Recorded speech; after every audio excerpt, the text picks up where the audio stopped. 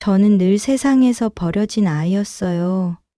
하지만 이제 알겠어요. 어머니의 심장이 된다면 처음으로 가족의 품에 안기는 거니까요. 20년 전 실종된 딸, 그리고 시한부 선고를 받은 어머니. 기적처럼 교차한 두 생명의 시간은 하나의 선택 앞에 멈춰선다.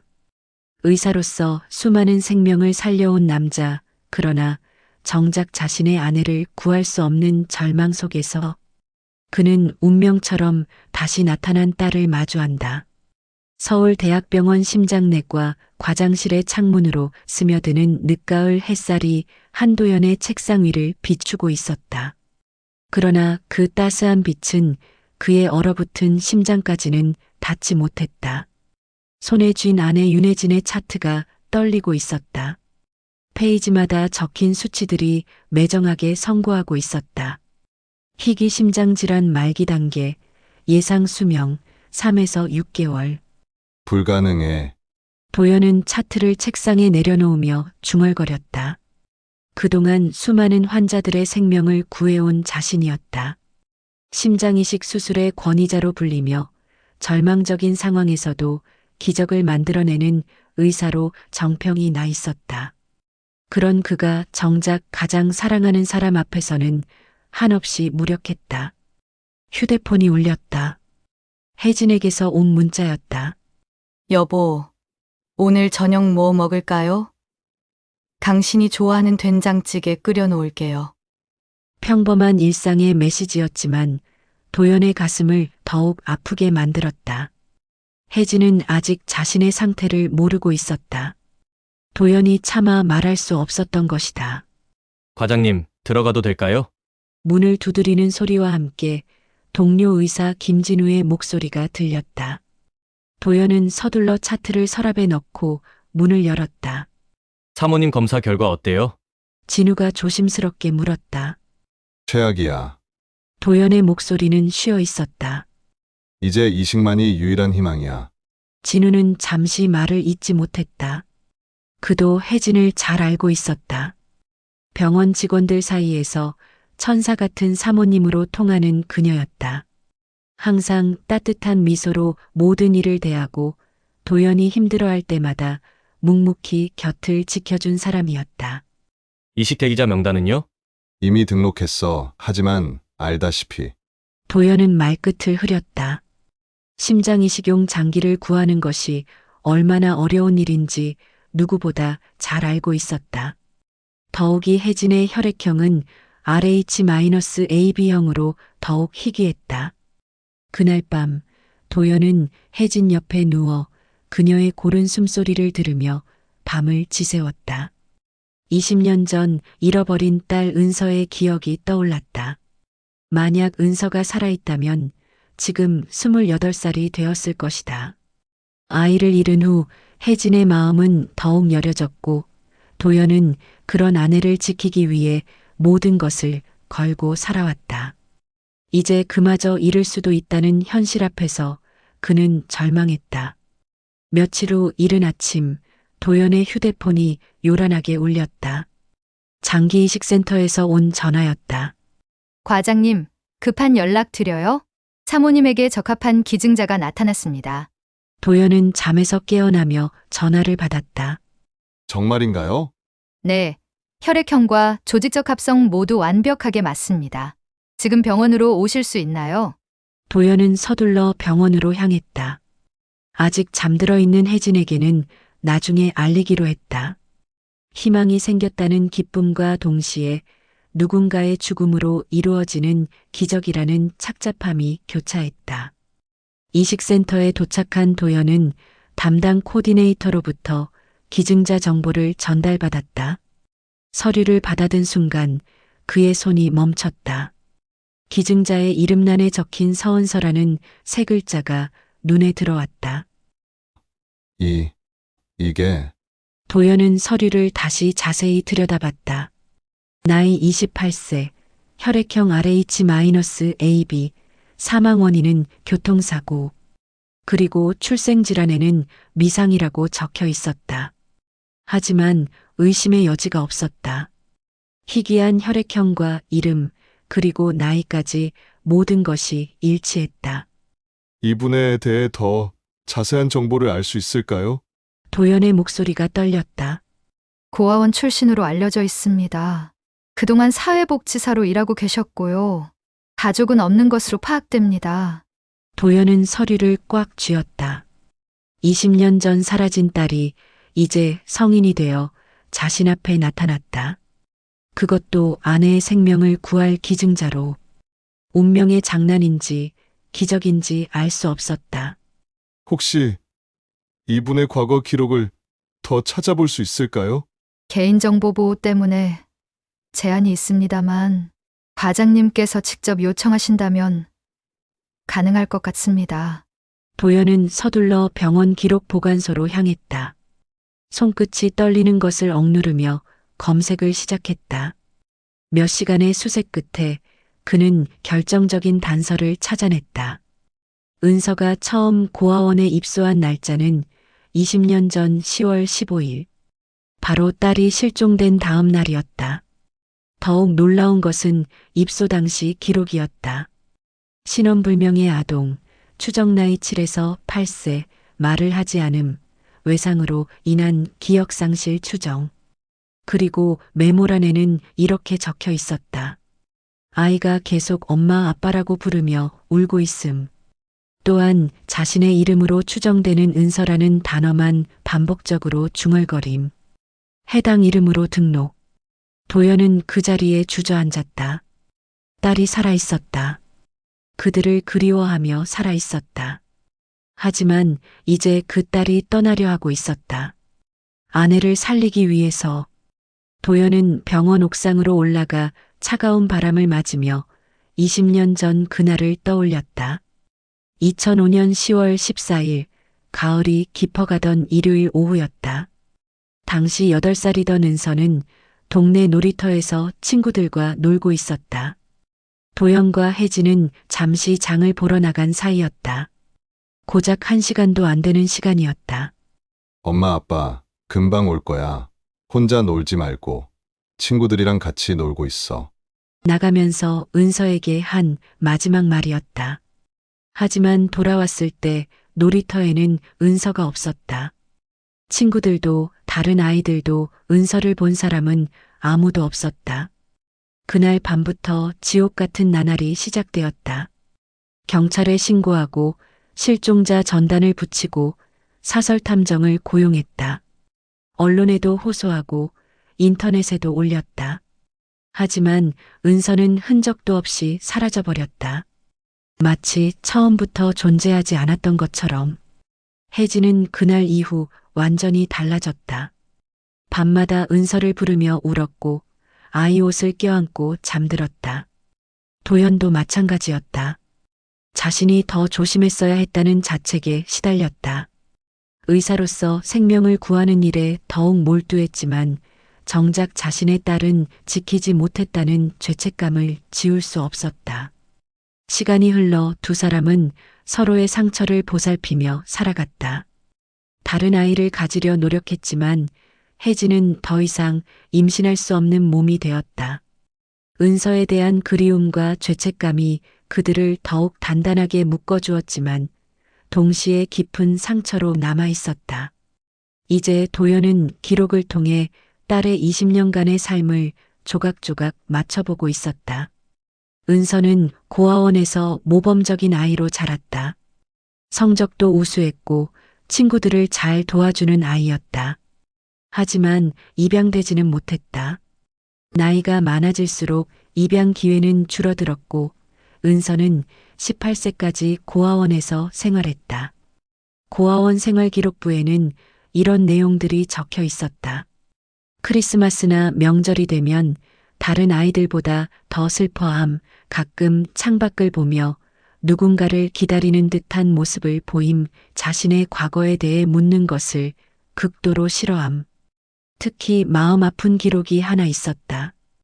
은서가 13살 때 쓴 일기장의 일부였다. 오늘도 아무도 나를 찾으러 오지 않았다. 나는 정말 버려진 아이인 걸까? 엄마, 아빠라는 단어가 가끔 머릿속에 맴돌지만 누구인지 기억나지 않는다. 이 세상에 나를 찾는 사람은 정말 아무도 없는 걸까? 도연은 그 글을 읽으며 울었다. 딸이 그토록 부모를 그리워하며 살았다는 것을, 그리고 자신들이 그토록 가까운 곳에서 딸을 찾지 못했다는 것을 깨달았기 때문이었다. 은서가 있던 고아원은 그들이 살던 집에서 불과 20km 떨어진 곳이었다. 성인이 된 후에 은서는 더욱 놀라웠다. 사회복지학을 전공하고 사회복지사가 되어 다른 아이들을 돌보는 일을 하고 있었다. 동료들의 평가에 따르면 항상 다른 사람을 먼저 생각하는 따뜻한 사람, 자신보다 남을 위해 살아가는 사람이었다. 마치 자신이 받지 못한 사랑을 다른 이들에게 나누어 주려는 것 같았다. 그리고 어제 은서는 퇴근길에 교통사고를 당했다. 비 오는 날 밤 신호등이 고장난 교차로에서 일어난 사고였다. 뇌사 판정을 받은 은서는 생전에 장기기증 의사를 밝혀놓았던 상태였다. 마지막 순간까지도 누군가를 위해 살려고 했던 것이다. 다음 날 오전 도연은 중환자실로 향했다. 은서를 직접 확인해 보고 싶었다. 마음의 준비를 하고 있었지만 실제로 딸을 마주한다는 것은 여전히 두려웠다. 중환자실 앞에서 한 남자가 기다리고 있었다. 30대 중반으로 보이는 그는 빨갛게 충혈된 눈으로 병실 문을 바라보고 있었다. 혹시 서은서 씨와의 관계가? 도연이 조심스럽게 물었다. 저는 박민재라고 합니다. 은서와 같은 고아원에서 자란 유일한 가족 같은 존재입니다. 민재의 목소리는 떨리고 있었다. 그러시군요. 저는 한도연입니다. 이번에 은서 씨의 심장을 받게 될 환자의 남편입니다. 민재는 도연을 자세히 바라봤다. 은서가 항상 말하곤 했어요. 언젠가는 자신의 부모님을 꼭 찾고 싶다고, 부모님이 어떤 분들일지 궁금하다고. 도연의 가슴이 철렁했다. 그랬군요. 은서는 정말 좋은 아이예요. 아니, 좋은 사람이에요. 항상 다른 사람들을 먼저 생각하고 자신보다 남을 위해 살아가는 사람이거든요. 고아원에 있을 때도 어린 아이들을 엄마처럼 돌봐주었어요. 민재가 계속 말을 이었다. 고아원을 나온 후에도 계속 봉사활동을 했어요. 주말마다 고아원에 가서 아이들과 시간을 보내고 어려운 가정의 아이들을 도와주고 그런 일이 천직인 것 같다고 말하곤 했죠. 장기기증 의사도 일찍부터 밝혀놓으셨다고 들었습니다. 네, 20살 때부터요. 나는 세상으로부터 많은 것을 받았으니 돌려주고 싶다고 했어요. 그런데 민재의 목소리가 떨렸다. 정작 자신은 사랑받을 기회를 제대로 갖지 못했는데 말이에요. 도연은 병실 문을 바라봤다. 유리창 너머로 각종 의료 장비에 둘러싸인 은서의 모습이 보였다. 20년 만에 보는 딸의 얼굴이었다. 어린 시절의 모습은 찾아볼 수 없었지만 혜진을 닮은 눈매와 자신을 닮은 코끝이 선명했다. 들어가 보셔도 됩니다. 간호사가 말했다. 도연은 천천히 병실로 들어갔다. 인공호흡기의 소리와 심전도 모니터의 규칙적인 신호음만이 조용한 방을 채우고 있었다. 은서는 평화로운 얼굴로 누워 있었다. 은서야, 도연은 작게 불러봤다. 아빠야. 그 순간 눈물이 쏟아졌다. 20년간 찾아 헤맸던 딸이 눈앞에 있었지만 이제 영원히 떠나보내야 하는 상황이었다. 그것도 아내의 생명을 구하기 위해서. 은서의 손을 잡았다. 여전히 따뜻했다. 손가락 하나하나가 혜진을 닮아 있었다. 어린 시절 자신의 손을 꼭 잡고 놓지 않던 그 작은 손이 이제 이렇게 커 있었다. 미안해, 은서야. 아빠가 널 지켜주지 못해서 20년 동안 혼자 살게 해서 정말 미안해. 병실 밖에서 민재가 지켜보고 있었다. 도연의 모습을 보며 그는 무언가를 직감했다.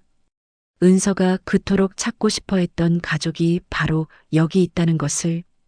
그리고 운명은 가장 잔혹하면서도 가장 아름다운 방식으로 그들을 제외시켰다는 것을. 도연은 은서의 이마에 조용히 입맞춤을 했다. 고마워, 은서야. 엄마를 살려줘서, 그리고 돌아와줘서. 도연은 병원으로 돌아와 곧바로 유전자 검사실로 향했다. 확실한 증거가 필요했다. 아무리 정황상 확실해 보여도 의학적 근거 없이는 믿을 수 없었다. 20년간의 그리움이 만들어낸 착각일 수도 있다는 두려움 때문이었다. 긴급 유전자 검사를 의뢰하고 싶습니다. 도연은 검사실 담당자에게 말했다. 어떤 검사를 원하시나요? 신자 확인 검사입니다. 저와 제 아내의 샘플, 그리고 서은서라는 기증자의 샘플을 비교해 주세요. 담당자는 도연의 간절한 표정을 보며 고개를 끄덕였다. 최대한 빨리 결과를 내드리겠습니다. 그 사이 도연은 고아원 기록을 더 자세히 조사했다. 은서가 입소했던 새소망 고아원의 오래된 기록들을 뒤지며 그날의 정확한 경위를 파악하려 했다. 고아원 원장이었던 서수녀는 이미 세상을 떠났지만 당시 사회복지사였던 이정민 씨가 아직 살아있다는 소식을 들었다. 이정민 씨는 현재 은퇴해서 작은 카페를 운영하고 있었다. 도연은 서둘러 그녀를 찾아갔다. 20년 전 은서라는 아이를 기억하시나요? 도연이 물었다. 이정민은 잠시 생각에 잠기더니 천천히 고개를 끄덕였다. 기억해요. 어떻게 잊을 수 있겠어요. 그 아이는 정말 특별했거든요. 어떻게 고아원에 오게 되었나요? 한 시민이 신고했어요. 버스 정류장에서 혼자 울고 있는 아이를 발견했다고. 경찰이 데려왔는데 아이는 완전히 멍한 상태였어요. 심각한 충격을 받은 것 같았죠. 그때 아이가 뭐라고 했나요? 처음에는 아무 말도 안 했어요. 며칠 동안 그냥 멍하니 있기만 하더니 갑자기 울면서 엄마 아빠를 찾기 시작했죠. 그리고 자꾸 은서라고 중얼거렸어요. 자신의 이름인 것 같아서 그렇게 불렀죠. 혹시 부모를 찾으려는 노력은 없었나요? 이정민의 표정이 어두워졌다. 물론 했죠. 경찰에 신고하고 실종신고 접수된 아이들과 대조해보고. 그런데 이상하게도 매치되는 사례가 없었어요. 당시 전산 시스템이 지금만큼 발달하지 않았거든요. 도연은 가슴이 무너지는 것을 느꼈다. 그들이 그토록 찾았는데 시스템의 한계로 인해 놓친 것이었다. 은서는 어떤 아이였나요? 참 착한 아이였어요. 처음에는 많이 울었지만 시간이 지나면서 다른 아이들을 돌봐주기 시작했어요. 어린 애들이 울면 달래주고 밤에 무서워하면 곁에서 지켜주고 마치 작은 엄마 같았죠. 입양은 안 되었나요? 여러 번 기회가 있었어요. 그런데 은서가 거부했어요. 엄마 아빠가 찾으러 올 거예요라고 하면서 끝까지 기다렸죠. 도연은 눈물을 참을 수 없었다. 딸이 20년간 그들을 기다렸다는 것을, 그리고 그 기다림이 헛되지 않았다는 것을 알게 되었다. 이튿날 오후 유전자 검사 결과가 나왔다. 도연은 떨리는 손으로 결과지를 받았다. 친부 확률 99.97%, 친모 확률 99.95%. 숫자가 모든 것을 증명하고 있었다. 서은서는 분명히 그들의 딸이었다. 20년 만의 재회였지만 이제 영원한 이별을 앞두고 있었다. 도연은 혜진에게 이 사실을 어떻게 말해야 할지 고민했다. 아내가 알면 수술을 거부할 것이 분명했다. 딸의 심장을 받아 살아간다는 것을 받아들일 수 없을 테니까. 하지만 그것만이 혜진이 살 수 있는 유일한 길이었다. 밤늦게 집에 돌아온 도연을 혜진이 맞았다. 여보, 왜 이렇게 늦었어요? 많이 피곤해 보여요. 병원 일이 좀 복잡해서. 도연은 혜진을 바라보며 마음이 아팠다. 곧 딸의 심장을 받게 될 아내가 그 사실을 모른 채 평범한 일상을 보내고 있었다. 그건 그렇고 기증자가 나타났다면서요? 정말 다행이에요. 혜진이 밝게 웃었다. 그래, 정말 다행이야. 도연은 복잡한 심정으로 대답했다. 그날 밤 도연은 잠들지 못했다. 운명이 그들 가족에게 준 가장 잔혹하면서도 아름다운 선물 앞에서 그는 혼란스러웠다. 딸을 되찾았지만 다시 보내야 하는 현실. 아내를 살리기 위해 딸을 희생해야 하는 상황이 그를 짓눌렀다. 수술 예정일이 다가왔다. 도연은 더 이상 혜진에게 진실을 숨길 수 없다고 판단했다. 아내도 알 권리가 있었고 무엇보다 거짓말로 시작된 새로운 삶은 의미가 없다고 생각했다. 혜진아, 앉아봐.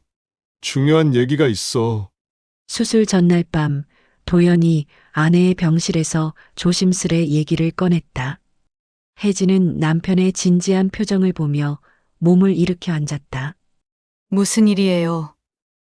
혹시 수술에 문제라도 있나요? 수술에는 문제 없어. 다만 도연은 말을 잇지 못했다. 어떻게 시작해야 할지 모르겠던 것이다. 여보, 뭔가 이상해요. 며칠 전부터 당신 표정이 말이 아니었어요. 무슨 일인지 말해줘요. 도연은 깊은 숨을 쉬고 입을 열었다. 기증자, 그 사람 이름이 서은서야. 서은서? 혜진이 되물었다. 그리고 순간 얼굴이 하얗게 변했다. 설마. 그래, 우리 은서야. 혜진은 그 자리에서 무너져 내렸다. 안 돼, 안 돼요. 이럴 수는 없어요. 유전자 검사까지 했어. 99.9% 확실해. 도연이 혜진을 부축하며 말했다. 그럼 수술은 못해요. 딸의 심장을 어떻게 받아요?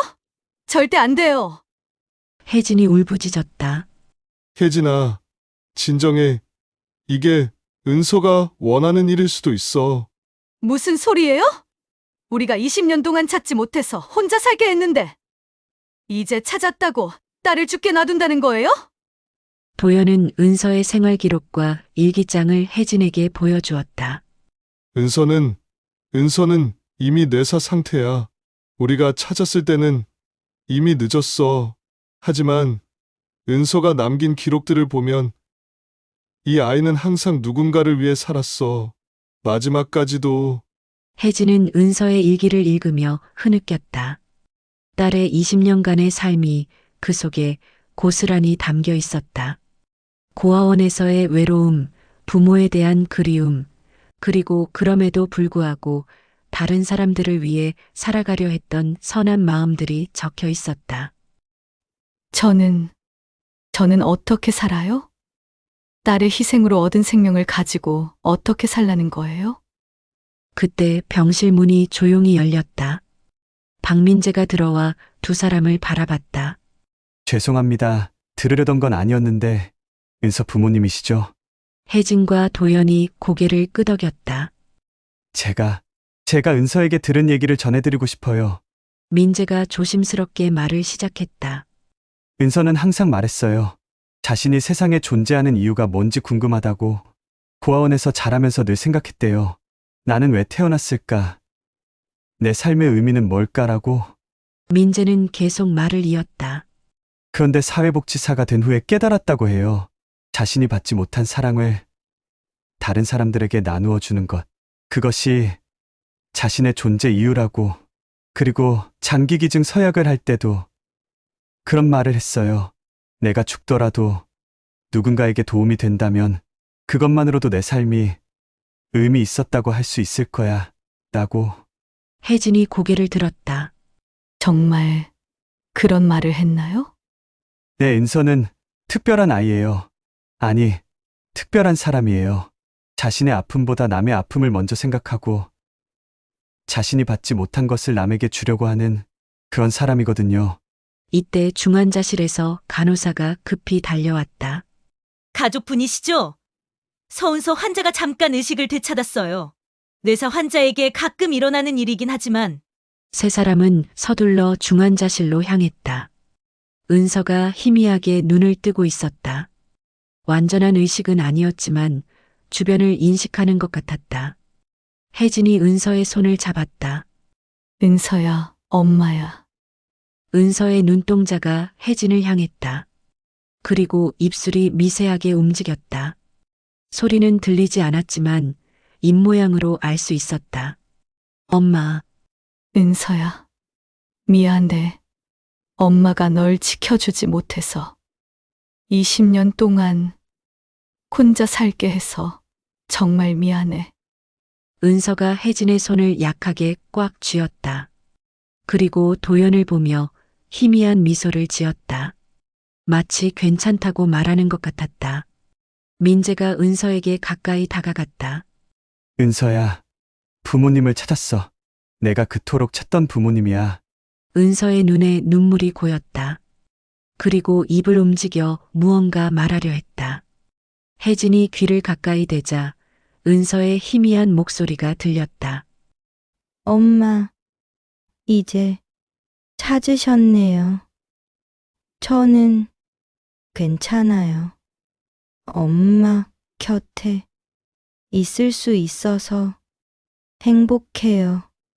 은서야, 안 돼. 엄마가 널 죽게 할 수는 없어. 은서가 고개를 저었다.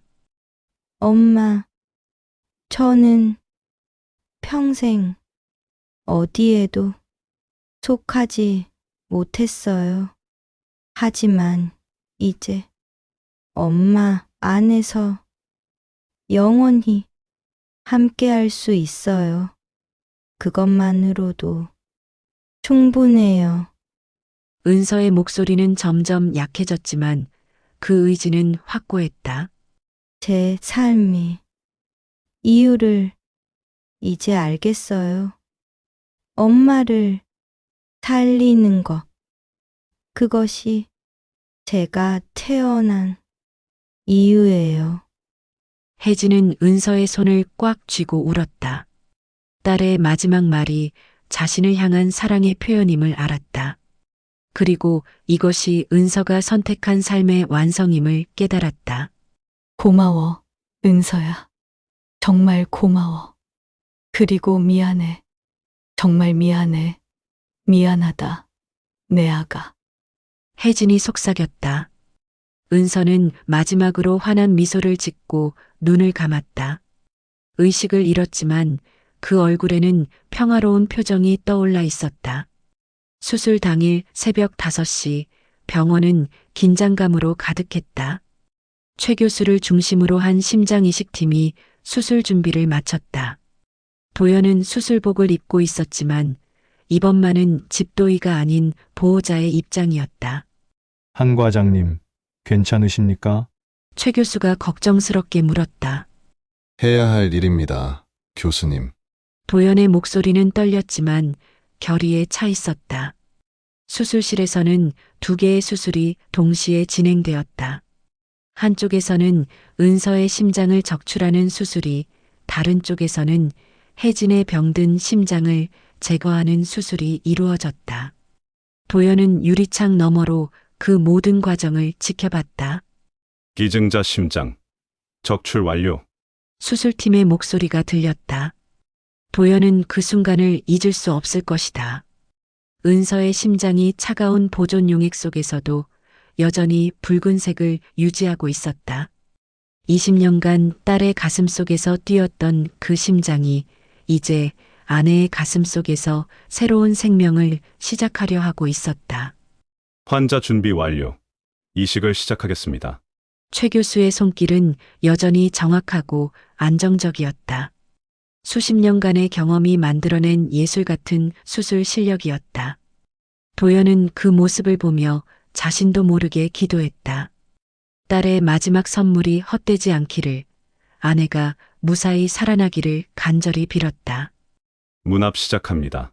혈관과 심장을 연결하는 가장 중요한 순간이었다. 미세한 실수도 용납되지 않는 정밀한 작업이 계속되었다. 시간이 멈춘 것 같았다. 문압 완료. 혈류를 재개합니다. 그 순간이었다. 은서의 심장이 혜진의 가슴 속에서 첫 박동을 시작했다. 모니터 상의 심전도가 규칙적인 파형을 그리기 시작했다. 심박동 확인. 리듬 안정적입니다. 수술실 안에서 작은 환호성이 터져 나왔다. 도연은 그 자리에서 무릎을 꿇었다. 기쁨과 슬픔이 교차하는 복잡한 감정이 그를 압도했다. 딸을 잃었지만 동시에 딸이 아내 안에서 새로운 생명으로 다시 태어났다는 것을 깨달았다. 수술 성공입니다. 최 교수가 마스크를 벗으며 말했다. 새 심장이 완벽하게 적응하고 있습니다. 수술이 끝난 후 혜진은 중환자실로 옮겨졌다. 인공호흡기를 달고 있었지만 새로운 심장은 힘차게 뛰고 있었다. 도연은 아내의 손을 잡고 기다렸다. 몇 시간 후 혜진이 눈을 떴다. 아직 의식이 완전하지는 않았지만 도연을 알아보는 것 같았다. 여보, 혜진이 작은 소리로 불렀다. 응, 나야. 수술 잘 끝났어. 도연이 아내의 손을 꽉 쥐었다. 은서는? 도연은 잠시 말을 하지 못했다. 그리고 혜진의 가슴에 손을 얹었다. 여기 있어. 은서가 여기 있어. 혜진도 자신의 가슴에 손을 얹었다. 새로운 심장의 박동이 느껴졌다. 강하고 규칙적인 심장 박동이었다. 그것이 딸의 심장이라는 것을 아는 순간 눈물이 쏟아졌다. 은서야, 고마워. 혜진이 속삭였다. 며칠 후 혜진의 상태는 놀라울 정도로 빨리 회복되었다. 새로운 심장은 마치 원래 그녀의 것이었던 것처럼 완벽하게 적응했다. 의료진들도 감탄할 정도였다. 정말 기적 같은 회복이네요. 담당 의사가 말했다. 이런 경우는 흔치 않아요. 도연은 그것이 진정한 기적임을 알았다. 사랑하는 사람을 위한 딸의 마지막 선물, 그것이 만들어낸 기적이었다. 혜진이 완전히 회복된 후 도연과 혜진은 은서가 살았던 곳들을 찾아다녔다. 고아원, 대학교, 그리고 마지막으로 일했던 사회복지센터까지 딸의 삶의 흔적을 하나씩 찾아가며 그들은 은서를 더욱 깊이 알아갔다. 사회복지센터에서 은서의 동료였던 김소영 팀장이 그들을 맞았다. 은서 씨 부모님이시군요. 뵙게 되어 정말 영광입니다. 김소영이 정중히 인사했다. 저희가 딸을 제대로 돌봐주지 못해서. 혜진이 말끝을 흐렸다. 무슨 말씀이세요? 은서 씨는 정말 훌륭한 분이었어요. 항상 다른 사람을 먼저 생각하고 어려운 사람들을 위해 헌신하는 모습이 진짜 감동적이었거든요. 김소영은 은서의 책상 서랍을 열어 보였다. 이것들은 은서 씨가 남긴 물건들이에요. 혹시 가져가고 싶으시면. 서랍 안에는 은서의 개인 물품들이 정리되어 있었다. 일기장, 편지들, 그리고 오래된 사진 한 장이 있었다. 그 사진은 7살 때의 은서가 부모인 본인들과 함께 찍은 마지막 사진이었다. 은서가 지갑에 소중히 간직하고 있던 것이었다. 도연과 혜진은 그 사진을 보며 울었다. 딸이 20년 동안 부모의 사진을 간직하고 있었다는 사실이 가슴을 아프게 했다. 일기장을 펼쳐보니 마지막 페이지에 이런 글이 적혀 있었다. 오늘도 부모님을 그리워했다. 어떤 분들일까? 나를 사랑했을까? 나를 찾고 있을까? 이런 생각을 하면 마음이 아프지만 동시에 따뜻해지기도 한다. 언젠가는 만날 수 있을 거라는 희망을 버리지 않고 살아가고 있다. 그때까지 나는 다른 사람들에게 사랑을 나누어 주며 살고 싶다. 내가 받지 못한 그 사랑을 다른 누군가에게는 주고 싶다. 그 아래에는 이런 글도 있었다. 만약 내가 세상을 떠나게 된다면 나의 모든 것이 누군가에게 도움이 되었으면 좋겠다. 특히 내 심장이 누군가의 생명을 구할 수 있다면 그것보다 더 의미 있는 일은 없을 것 같다. 그렇게 된다면 나는 비로소 진정한 사랑을 실천하는 것이 될 테니까. 편지함에서는 은서가 부모님께 쓰고 싶었지만 보낼 수 없었던 편지들이 나왔다. 수십 통의 편지였다. 사랑하는 엄마, 아빠에게. 오늘은 제 20번째 생일입니다. 케이크를 혼자 먹으며 두 분을 생각했어요. 어떤 모습이실까요? 저를 기억하고 계실까요? 엄마, 아빠, 오늘 대학교에 합격했어요. 사회복지학과에 입학하게 되었어요. 다른 아이들을 도와주는 일을 하고 싶어요. 저처럼 혼자인 아이들에게 따뜻함을 주고 싶어요. 엄마, 아빠, 저는 건강하게 잘 자랐어요. 두 분께 물려받은 선한 마음으로 세상을 살아가고 있어요. 언젠가 만나게 되면 자랑스럽게 여겨주세요. 혜진은 편지들을 읽으며 계속 울었다. 딸이 그토록 부모를 그리워하며 살았다는 것, 그리고 끝까지 그들에 대한 사랑을 잃지 않았다는 것이 가슴을 찢었다. 마지막 편지는 며칠 전에 쓴 것이었다. 제가 드디어 두 분을 만날 수 있을 것 같아요. 어떤 방식이 될지는 모르지만 분명히 만날 수 있을 거예요. 그때까지 건강하세요. 사랑합니다. 도연과 혜진은 은서의 물건들을 모두 집으로 가져왔다. 그리고 은서를 위한 작은 재단을 만들었다. 딸의 사진과 편지들, 그리고 좋아했던 꽃들을 놓았다. 그날 밤 혜진은 가슴에 손을 얹고 은서에게 말했다. 은서야, 이제 엄마가 내 마음을 느낄 수 있어. 이렇게 따뜻하고 강하게 뛰는 심장이 바로 내 사랑이구나. 엄마가 앞으로 살아갈 날들 모두 너와 함께 할 거야.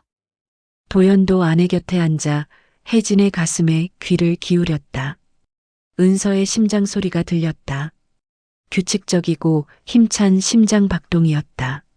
마치 괜찮다, 행복하다고 말하는 것 같았다. 은서야, 아빠도 너를 사랑해. 늦었지만, 정말 늦었지만, 이제 우리가 함께야. 도연이 속삭였다. 다음 날부터 도연과 혜진은 새로운 삶을 시작했다. 혜진은 완전히 회복되어 예전보다 더욱 건강해졌다. 그들은 은서가 일했던 사회복지센터에서 봉사활동을 시작했다. 은서의 뜻을 이어가기 위해서였다. 특히 고아원 아이들을 돕는 일에 집중했다. 은서가 자랐던 새소망 고아원에 정기적으로 방문하여 아이들을 돌봐주었다. 혜진은 아이들에게 책을 읽어주고 도연은 의료봉사를 했다. 은서 언니가 여기서 자랐다는 게 믿어지지 않아요. 고아원의 한 아이가 말했다. 언니는 정말 천사 같은 사람이었거든요. 그래, 은서는 정말 특별한 아이였어. 혜진이 아이를 안아주며 말했다. 너희들도 모두 특별한 아이들이야. 도연은 병원에서도 달라졌다.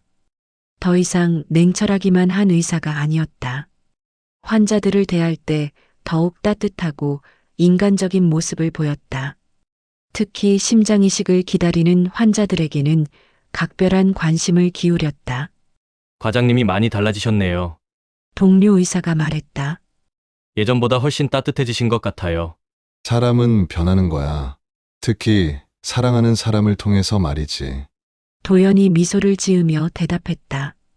1년이 지났다. 혜진의 몸에 완전히 적응한 은서의 심장은 여전히 힘차게 뛰고 있었다. 정기검진에서도 완벽한 상태를 보였다. 의료진들은 이런 성공적인 사례를 본 적이 없다고 했다.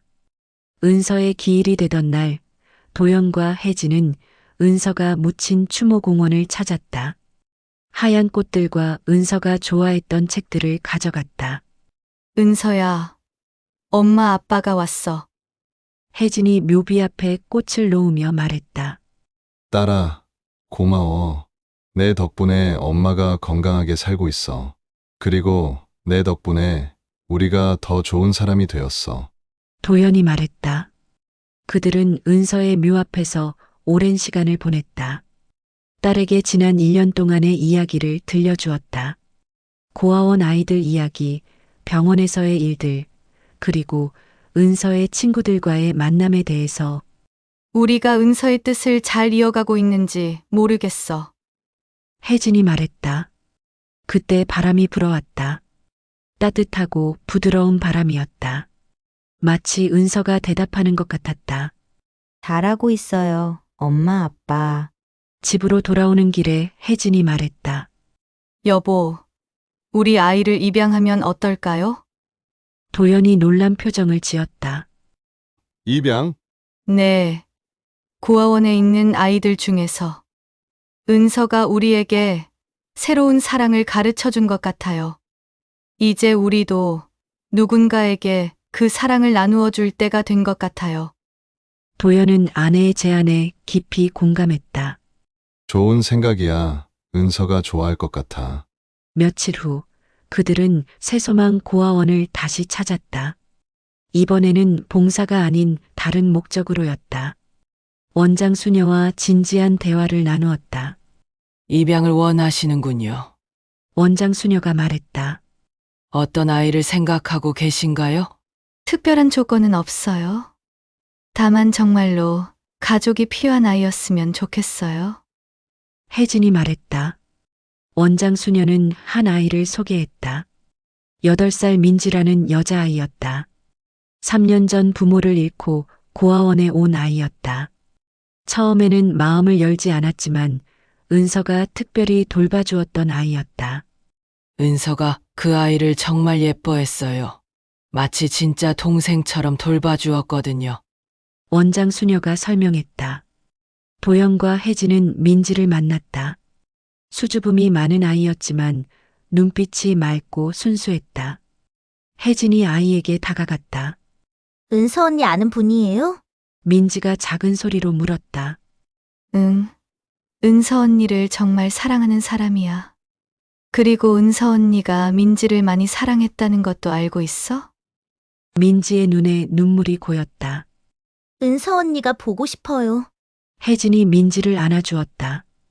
은서 언니는 하늘에서 민지를 지켜보고 있을 거야. 그리고 민지가 행복하기를 바라고 있을 거야. 입양 절차는 순조롭게 진행되었다. 몇 달 후 민지는 정식으로 도연과 혜진의 딸이 되었다. 그들은 민지에게 새로운 이름을 지어주었다. 한민지. 민지의 본래 이름을 살리면서도 그들 가족의 성을 가진 새로운 이름이었다. 민지는 처음에는 낯설어 했지만 점차 새로운 가족에게 마음을 열기 시작했다. 특히 혜진의 따뜻한 보살핌에 빠르게 적응했다. 엄마, 가슴에서 소리가 나요. 어느 날 민지가 혜진의 가슴에 귀를 대고 말했다. 응, 심장 소리야. 엄마의 심장이 뛰는 소리지. 이상해요. 다른 사람들 심장 소리와 달라요. 더 따뜻한 느낌이에요. 혜진은 미소를 지었다. 그건 사랑의 소리야. 은서 언니가 엄마에게 준 사랑의 소리지. 민지가 고개를 끄덕였다. 은서 언니가 엄마를 사랑했나 봐요. 그래. 그리고 이제 엄마가 민지를 사랑하고 있단다. 그날 밤 도영과 혜진은 민지가 잠든 모습을 바라보며 대화했다. 정말 신기해요. 은서가 우리에게 새로운 딸을 보내준 것 같아요. 혜진이 말했다. 그러게, 은서의 마지막 선물인 것 같아. 혜진이 가슴에 손을 얹었다. 은서의 심장이 여전히 힘차게 뛰고 있었다. 이제 그 심장은 세 사람의 사랑을 담고 뛰고 있었다. 도연에 대한 사랑, 은서에 대한 그리움, 그리고 민지에 대한 새로운 사랑까지. 은서야 고마워. 우리에게 진짜 가족의 의미를 가르쳐줘서. 혜진이 속삭였다. 창밖으로 별들이 반짝이고 있었다. 그중 가장 밝은 별 하나가 유독 따뜻한 빛을 내고 있었다. 마치 은서가 하늘에서 미소 짓고 있는 것 같았다. 가족은 이렇게 완성되었다. 죽음으로 시작된 이야기는 새로운 생명과 사랑으로 끝났다.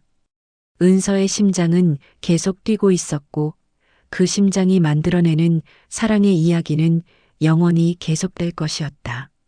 한 사람의 심장은 멈췄지만 또 다른 심장은 사랑으로 이어졌습니다.